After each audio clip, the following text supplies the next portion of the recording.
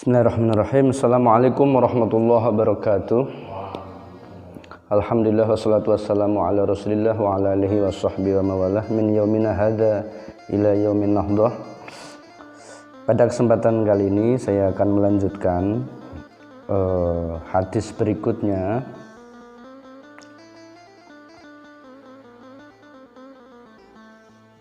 terkait dengan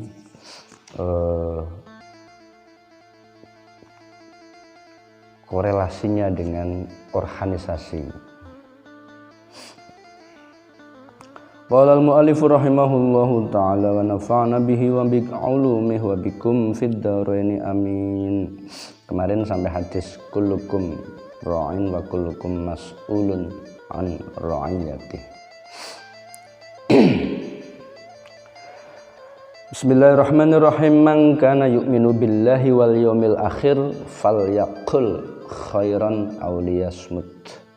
Man utawi sapa wong iku kana lamun ana sapa man ana iku yu'minu iman sapa wong iman billahi kelawan Allah wal yawmil akhir lan iman kelawan dina akhir falyaqul mongko becik ngucapo sapa man hendaknya ngucapo sapa man khairan ing ucapan kang bagus auliyasmut utawa becik menengo sapa man. Jadi ada hadis menekankan bahwa rezeki itu kan banyak, organ tubuh kita yang normal itu semuanya rezeki dari Allah, pemberian dari Allah, amanat.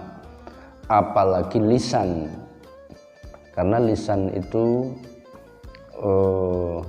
menjadi alat yang sangat urgen, yang sangat penting bagi manusia untuk komunikasi, untuk sosialisasi, untuk menyampaikan segala hal yang terkait dengan kepentingan terhadap orang lain. Nah, sehingga opsinya hanya dua.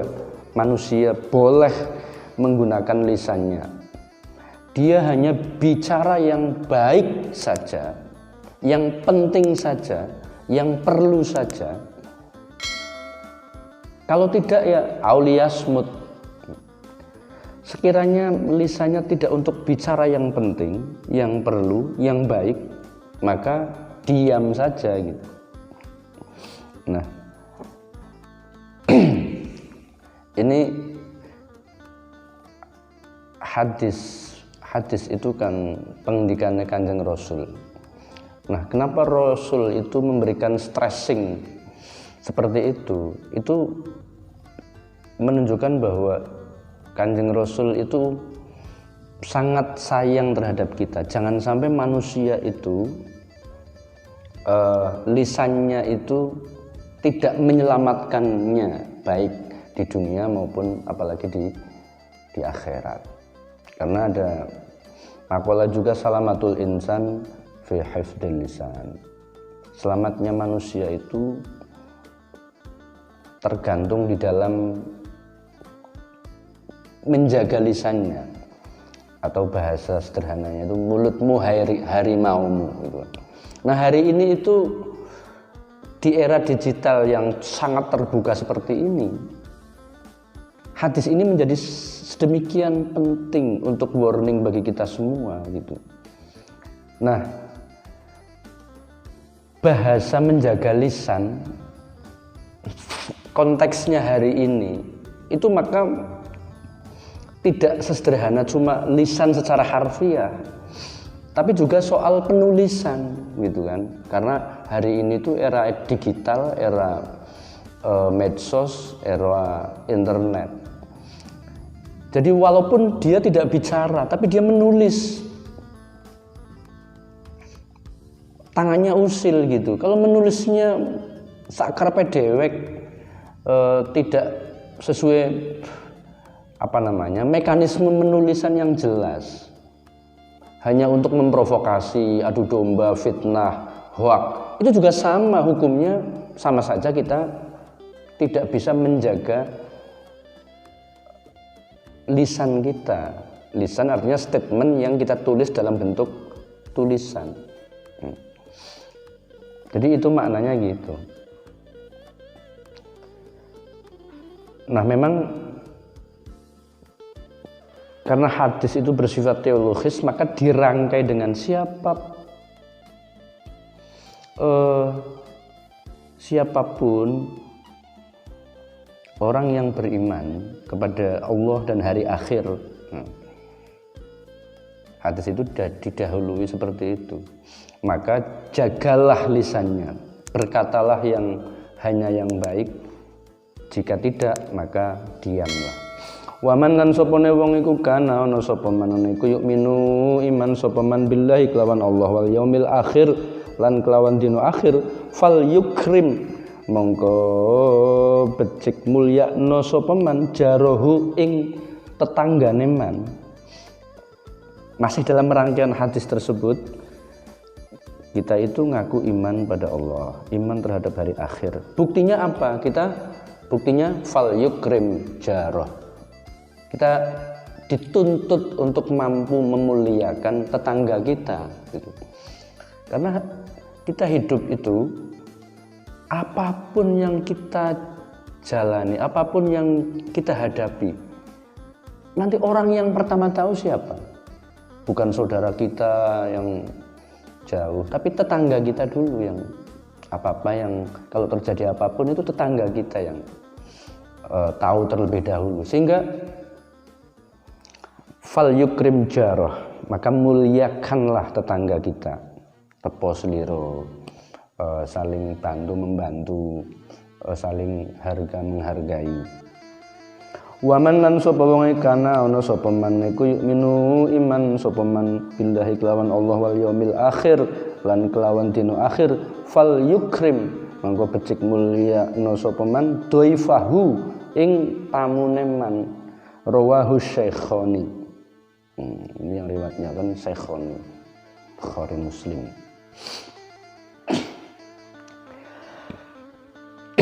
Jadi hadis ini satu hadis tapi ada 3 pesan. Satu, menjaga lisan, hanya bicara yang baik dan bermanfaat saja. Gunakan lisan hanya yang penting dan perlu saja. Yang kedua, bentuk keimanan dan iman kepada Allah dan hari akhir itu kita wujudkan dengan fal yukrim jarah. Yang ketiga, iman kita realisasikan dalam bentuk fal yukrim dhaifah. Jadi orang beriman pada Allah, pada hari akhir, itu tidak cukup hanya iman pada Allah yang bersifat vertikal, yang bersifat profan ya, hablum minallah saja. Tetapi ada konsekuensi logis yang bersifat kemanusiaan. Kita bicara baik, itu artinya lisan kita orientasikan untuk kemaslahatan orang lain. Kemudian kita beriman, realisasinya apa? Realisasinya kita fal yukrim jarah. Kita memuliakan tetangga kita. Itu yang kedua. Yang ketiga, karena kita beriman, kemudian ada imbas positif dalam bentuk apa? Fal yukrim dhaifah. Di mana kita hidup sebagai makhluk bersosial, maka interaksinya itu kan semakin luas. Maka banyak teman, banyak saudara yang selalu datang ke rumah kita sebagai tamu. Nah, itu kita wajib fal yukrim dhaifah. Hadis selanjutnya, inna baina yadayis saati, teman satu hune antara yang arepe dina kiamat, kadzabina ono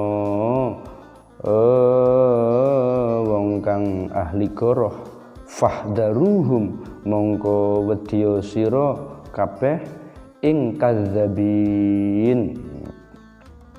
Ini rangkaiannya. Jadi kita diberi peringatan untuk takut berbohong. Jadi karena apa? Bohong itu bukan saja merugikan diri sendiri tapi pasti merugikan orang lain. Hadis berikutnya, ista'inu nyuwun tulung sira kabeh ala injahil hawaiji ngatasé ngasilaken pira-pira kebutuhan, hawaij pira-pira hajat, bil kitmani kelawan nyimpen.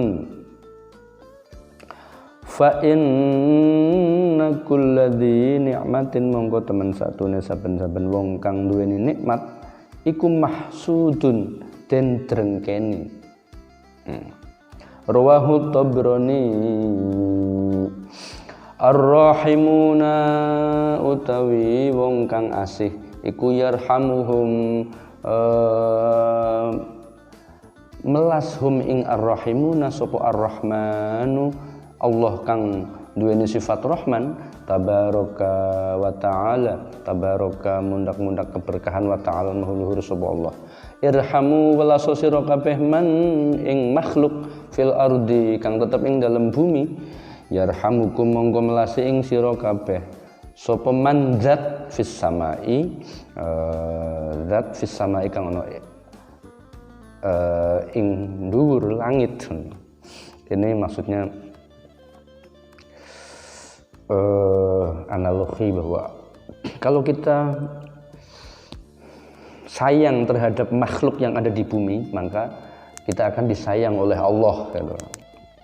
Nah, Allah itu kan vertikal, di atas, mahadzat yang di atas. Nah, rawahu Abu Dawud.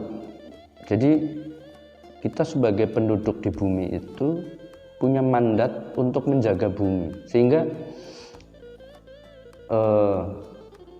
hadisnya kita untuk irhamu man fil ardi, kita untuk selalu rahmat ya, selalu berkasih sayang terhadap semua makhluk gitu ya. Jadi semua makhluk mereka itu kan punya ruh, punya jiwa, punya nafas, punya kehidupan. Jadi tidak boleh meremehkan makhluk yang lain. Mentang-mentang kita manusia gitu kemudian meremehkan hewan, meremehkan alam semesta gitu. Nah, jadi kalau kita ingin disayangi oleh Tuhan, zat yang punya dunia ini, ya kita konsekuensinya harus menjaga makhluk yang ada di dunia ini. Hadis berikutnya, al muslimu tabi wong Islam iku man wong salima kang slamet sapa al muslimuna wong kang Islam kang liya min lisanihi saking lisane man wayadihi lan tangane man. Ini berkali-kali sudah saya sampaikan dulu bahwa definisi muslim itu adalah orang yang mampu menyelamatkan orang lain baik dari lisannya maupun dari tindakan-tindakannya. Wal muhajir utawi wong kang hijrah, sejatine hijrah itu siapa sih? Hari ini itu kan marak ya orang hijrah gitu kan, bertobat kemudian bahasanya hijrah gitu kan. Iya. Lah hakikat hijrah itu apa sih? Wal muhajiru te wong kang hijrah iku man wong hajar kang ninggal sapa man ma ing perkara naha kang nyegah sapa Allah Gusti Allah anhu saking ma muttafaq alaih. Hadis ini muttafaq alaih atau sahih. Jadi pertama orang Islam itu, kalau kita mengaku orang Islam maka definisi muslim itu apa sih? Itu man salimal muslimuna min lisanihi wa yadihi. Jadi ada komitmen dan konsistensi dari kita sebagai muslim itu harus berupaya semaksimal mungkin agar lisan dan tindakan-tindakan kita tidak sekali-kali menyakiti, merugikan orang lain. Tapi harus sebaliknya, salimal muslimuna, kita bisa menyelamatkan orang lain dari lisan dan tindakan-tindakan kita. Kemudian hakikatnya orang yang hijrah itu orang yang mampu meninggalkan dari sesuatu yang dilarang atau tidak diridhoi oleh Tuhan ke sesuatu yang baik yang diridhoi oleh Tuhan. Itu hakikat seorang yang hijrah.